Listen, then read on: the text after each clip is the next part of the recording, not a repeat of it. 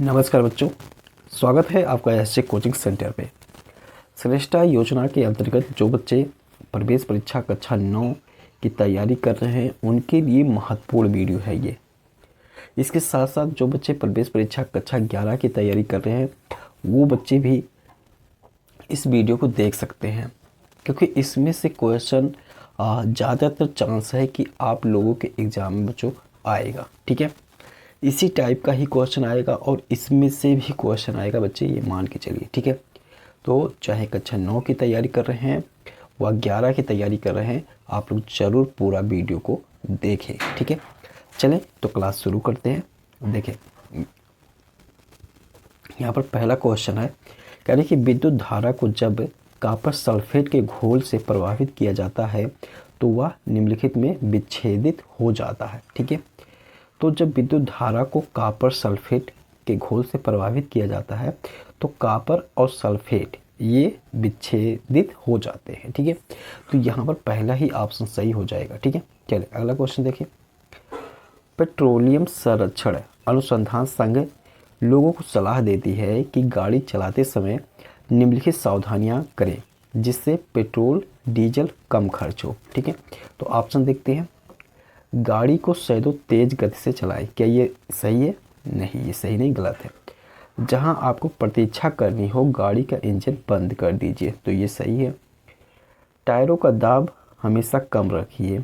ठीक है, तो ये भी गलत है, क्योंकि टायरों का जो दाब होता है वो हमेशा संतुलित रखना चाहिए। ठीक है, डी वाला ऑप्शन देखिए, जहाँ तक संभव हो गाड़ी को समान और मध्यम गति से चलाएं। ठीक है, तो ये बी और डी ऑप्शन ये सही है। ठीक है, तो यहाँ पर देख सकते हैं पहला ऑप्शन जो है बी और डी, केवल बी और डी यही सही हो जाएगा। ठीक है, चलिए अगला क्वेश्चन देखिए। अगला है, कह रहा है कि निम्नलिखित में से बल से संबंधित सही कथन पहचानिए। ठीक है, तो देखिए इसमें दिया हुआ है, बल के उपयोग से वस्तु का आकार नहीं बदलता है। क्या ये सही है? ये सही नहीं है, वस्तु का आकार बदल सकता है बल का उपयोग करके। दूसरा है, बल के द्वारा किसी वस्तु को स्थिर अवस्था से गतिशील अवस्था में लाया जा सकता है, तो ये सही है। ठीक है, अगला देखिए, बल के द्वारा गतिशील वस्तु की दिशा में परिवर्तन नहीं लाया जा सकता, ये गलत है। बल किसी भी गतिशील वस्तु की चाल को बदल सकता है, तो ये सही है। अर्थात बी और डी इसमें भी सही है, अर्थात ये दूसरा ऑप्शन सही हो जाएगा। ठीक है, तो इस प्रकार से बच्चों आप लोगों को क्वेश्चन देखने को मिलता है। चलिए और आगे की का क्वेश्चन देखते हैं। ठीक है, ये अगला क्वेश्चन देखें बच्चों 34 में। ये क्वेश्चन बच्चों लगभग बार बार रिपीट हुआ है। एनिमेस का एग्ज़ाम होता है बच्चों, उसमें भी ये आता है और इसमें भी श्रेष्ठा एग्ज़ाम में भी ये क्वेश्चन ज़रूर आता है। ठीक है, तो हो सकता है कि आपकी बार भी ये रिपीट हो जाए, तो इसलिए इसको ज़रूर समझिए। लुई पास्चर, ठीक है, तो लुई पास्चर ने ये किण्वन प्रक्रिया अर्थात फर्मेंटेशन की खोज की थी।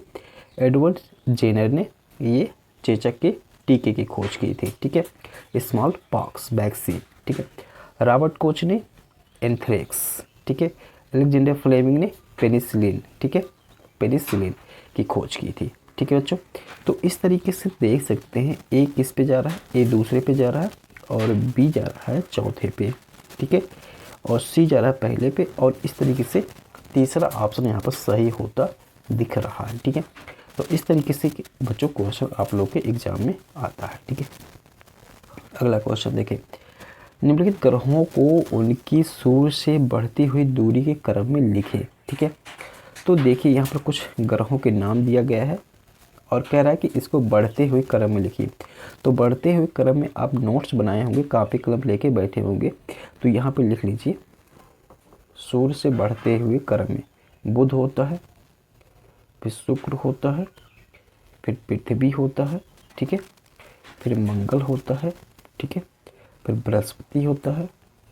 ठीक है, फिर शनि होता है।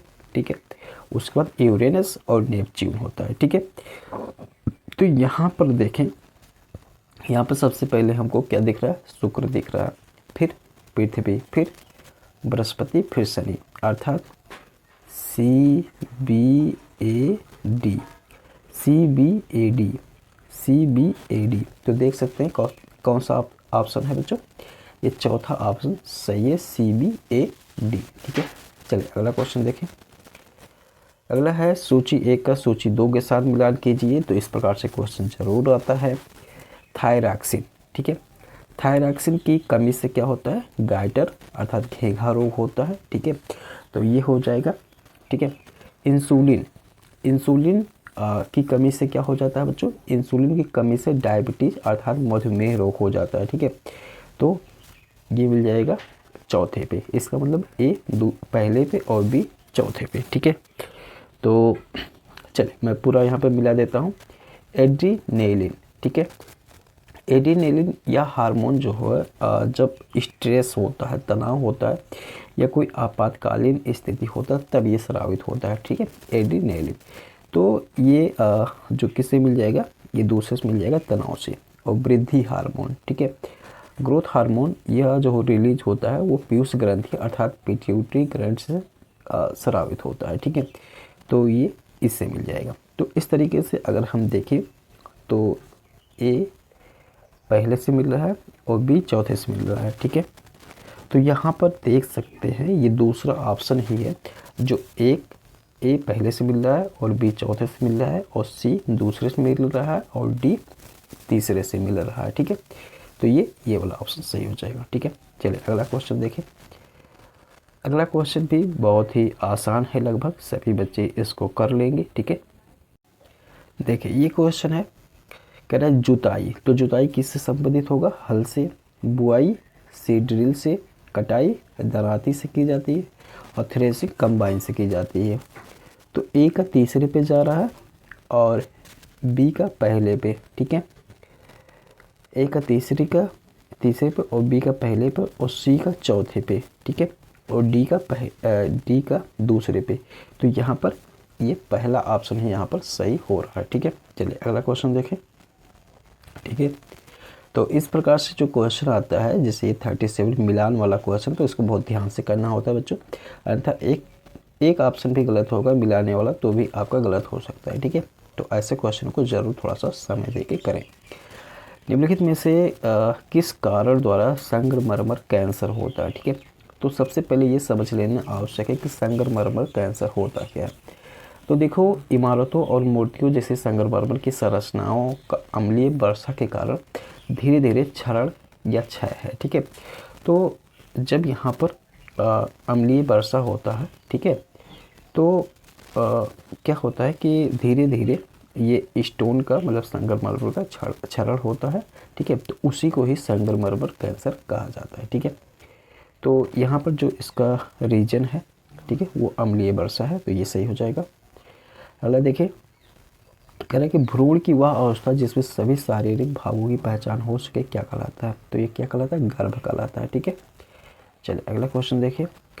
निम्नलिखित में से किसके लिए साइकिलों तथा स्वचालित वाहनों की ब्रेक प्रणाली में ब्रेक पैडों का उपयोग किया जाता है। ठीक है, तो आप लोग देखे होंगे साइकिल जो होता है या मोटरसाइकिल होता है उसके ब्रेक पैडों में क्या किया जाता है, मतलब ब्रेक पैड वो लगाया जाता है, खांचा खांचा करके बनाया जाता है। तो क्यों बनाया जाता है, वो इसलिए बनाया जाता है क्योंकि घर्षण को बढ़ाने के लिए। ठीक है, तो यहाँ पर पहला ऑप्शन ही सही हो जाएगा, घर्षण को बढ़ा दिया जाता है जिससे वो जब हम ब्रेक लगाते हैं तो वो चिपक के वो रोक देता है। ठीक है, तो ये सही हो जाएगा। अगला देखें, वन्य जीव पौधों और जल संसाधनों और उस क्षेत्र के आदिवासियों के पारंपरिक ढंग से जीवन यापन हेतु विशाल संरक्षित क्षेत्र को क्या कहते हैं। तो क्या कहते हैं, जैव मंडल आरक्षित क्षेत्र कहते हैं। ठीक है, अगला क्वेश्चन है, नीचे दो कथन दिए गए हैं। पहला है कि सजीव कोशिका के समग्र संघटक को जीव द्रव्य प्रोटोप्लाज्म के नाम से जाना जाता है। तो ये कथन सत्य है। ठीक है, अगला देखते हैं। इसी का दूसरा कथन दिया हुआ है, इसी का दूसरा कथन दिया गया है, जीव द्रव्य में कोशिका द्रव्य और केंद्रिका द्रव्य दोनों सम्मिलित होते हैं। तो ये भी कथन सही है, अर्थात यहाँ पर कथन 1 और कथन 2 दोनों सही हैं। ठीक है, तो पहला ऑप्शन सही हो जाएगा। अगला देखिए, निम्नलिखित में से विद्युत लेपन से संबंधित उपयुक्त कथन चुनिए। लोहे की सतह पर जस्ते जेडेन का लेपन उसे संक्षारित होने से बचाता है। ठीक है, तो ये सही है, हो जाएगा। दूसरा है कि विद्युत लेपन एक बहुत महंगी प्रक्रिया है और उद्योगों में बहुत कम प्रयोग में लाई जाती है, तो ये गलत है, ठीक है। ये उद्योगों में बहुत ज़्यादा प्रयोग में लाई जाती है और ये सामान्य प्रक्रिया है, ठीक है। अगला है, कह रहा है कि क्रोमियम का लेपन गहनों में किया जाता है, तो क्रोमियम का लेपन गहनों में नहीं किया जाता है, ये किसी साइकिल के पुर्जे या कार के पुर्जे को चमकदार बनाने के लिए किया जाता है, ठीक है।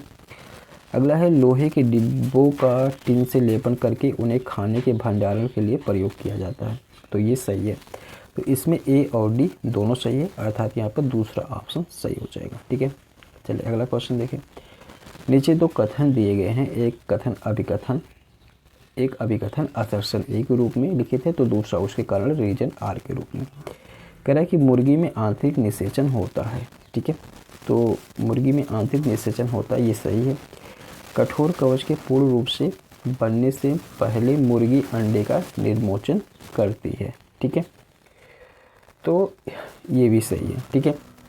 यहाँ पर दोनों ए और आर सही है, लेकिन आर जो है ए की सही व्याख्या नहीं है, क्योंकि जो आंतरिक निषेचन है यह एक जैविक प्रक्रिया है, जबकि अंडे का निर्मोचन जो होता है वो अंडे के विकास और प्रजनन से संबंधित होता है, ठीक है। तो यहाँ पर दूसरा ऑप्शन सही है, ए और आर दोनों सत्य है, लेकिन आर ए की सही व्याख्या नहीं है, ठीक है।